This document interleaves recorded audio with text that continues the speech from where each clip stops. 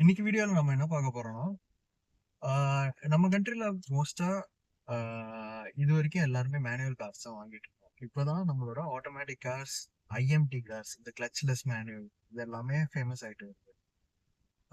இப்போ நம்ம மோஸ்ட்டா எனக்கும் இதுதான் ஃபர்ஸ்ட் ஆட்டோமேட்டிக் கார்.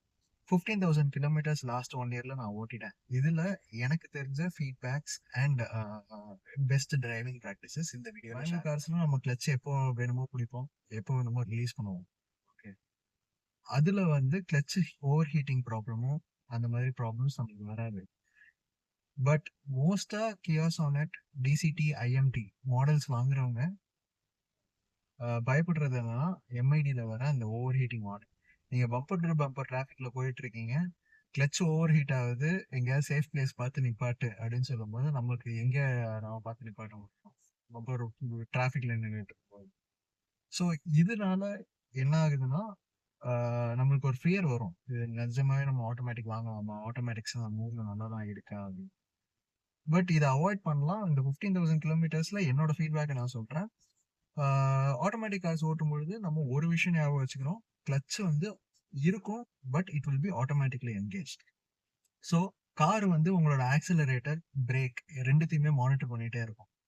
நீங்க எவ்வளோ பிரேக் பிடிச்சிருக்கீங்க, பிரேக் அப்ளை பண்றீங்களா, ரிலீஸ் பண்ண போறீங்களா அப்படின்ற எல்லா இன்ஃபர்மேஷனுமே உங்க கியர் பாக்ஸ் மானிட்டர் பண்ணிட்டு இருக்கோம். அதுக்கேற்ற மாதிரி கிளட்சை அட்ஜஸ்ட் பண்ணிட்டு இருக்கோம். ஸோ இப்போ கார்ல நம்ம ஏசி ஆஃப் பண்ணிடலாம். ஐட்லிங் ஆர்பிஎம்க்கு வந்துடும். நியூட்ரல்ல வைக்கிறேன். இப்போ ஆர்பிஎம் கேஜ் பாருங்க, ஸ்லைட்லி லெஸ் தென் 1ல இருக்கும். ஓகே. ஸோ இப்படி இருக்கும் பொழுது நான் டிரைவ் போடுறேன். பிரேக்கை இப்போ நான் ஃபுல்லாக டிப்ரெஸ் பண்ணி தான் வச்சுருக்கேன். நான் டிரைவில் போடுறேன், எந்த ஒரு சேஞ்சஸுமே இருக்காது ஆர்பிஎம்மில். ஓகே. பட் பிரேக்கை நான் லைட்டாக ரிலீஸ் பண்ணுறேன், பட் ஸ்டில் அப்ளை தான் பண்ணியிருப்பேன். ஆர்பிஎம் கேஜ் இப்போ மூவ் ஆனதை நீங்கள் பார்த்துருப்பீங்க. கார் மூவ் ஆகாது, ஏன்னா பிரேக் இன்னும் டிப்ரெஸில் தான் இருக்குது. பட் காருக்கு வந்து ஆல்ரெடி தெரிஞ்சிருச்சு நான் வந்து பிரேக்கை ரிலீஸ் பண்ண போகிறேன் அப்படின்ட்டு. அதனால் ஆர்பிஎம்மை அது மாற்றும்.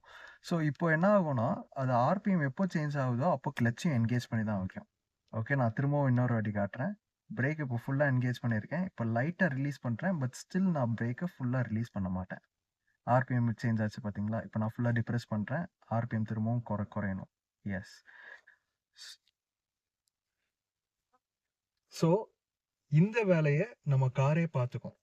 ஸோ காரோட அல்காரிதமை நம்ம கன்ஃபியூஸ் பண்ணாம ஓட்டுற வரைக்கும் அது கிளட்ச் என்கேஜ் ஆகுறதோ ரிலீஸ் ஆகுறதோ எல்லாமே கரெக்டாக நடந்துட்டு.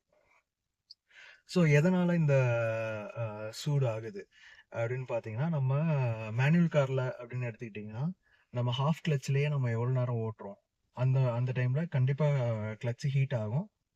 பட் நம்மளுக்கு வார்னிங்லாம் எதுவும் வராது. ஏன்னா அந்த கியர் பாக்ஸஸ் வந்து கொஞ்சம் ருடிமெண்ட்ரியா இருக்கும். அந்த டைம்ல சென்சார்ஸ் எல்லாம் வச்சிருக்க மாட்டாங்க. டெம்பரேச்சர் சென்சார், கிளட்ச் எப்படி இருக்கு அப்படிங்கிற சென்சார்லாம் வச்சிருக்க மாட்டாங்க. ஸோ அதுல நம்மளுக்கு அந்த இது வராது. ஆனாலும் கிளட்ச் தேயும். இந்த automatic cars are bit more sophisticated. அதனால எல்லா சென்சார்ஸும் வச்சிருப்பாங்க. ஸோ உங்களுக்கு வார்னிங் ஆல்ரெடி காட்டிடும். ஸோ இதை அவாய்ட் பண்றதுக்கு நீங்க என்ன பண்ணணும்னா, எப்போ நீங்க டிராஃபிக்ல போகும்பொழுதும் பிரேக்கை கம்ப்ளீட்டா ஷுர் ஃபுட்டடா ப்ரெஸ் பண்ணுங்க. அண்ட் பம்பர் டு பம்பர் டிராஃபிக்லயும் ஃப்ரண்ட்ல இருக்கிற காரை கொஞ்சம் மூவ் பண்ண விட்டுட்டு பிரேக்கை ஃபுல்லா ரிலீஸ் பண்ணிடுங்க. ஸோ தட் கிளட்ச் ஃபுல்லா என்கேஜ் ஆயிடும். அதுக்கப்புறம் போயிட்டு திரும்பவும் நீங்க பிரேக் அப்ளை பண்ணி நிப்பாட்டிக்கலாம். மோஸ்டா பேக் ரொம்ப நேரம் ஒரு 15 செகண்ட்ஸ்க்கு மேல நிக்க போற மாதிரி இருந்துச்சு அப்படின்னா காரை நியூட்ரல்ல போட்டு ஹேண்ட் பிரேக் போட்டுறது பெட்டர். ஏன்னா நீங்க எவ்வளவு பிரேக்கை மிதிச்சிருக்கீங்க அப்படிலாம் நீங்க பார்க்க தேவையில்லை. ஸோ ஒவ்வொரு வாட்டியும் டிராஃபிக்ல நிப்பாட்டும் பொழுது ஷுர் ஃபுட்டடா பிரேக்கை நல்லா பிடிச்சு பண்ணிங்கன்னா கிளட்ச் ஓவர் ஷீட்டிங் இஷ்யூஸ் டிசிடிலையும் வராது, ஐஎம்டிலையும் வராது. தேங்க்ஸ்.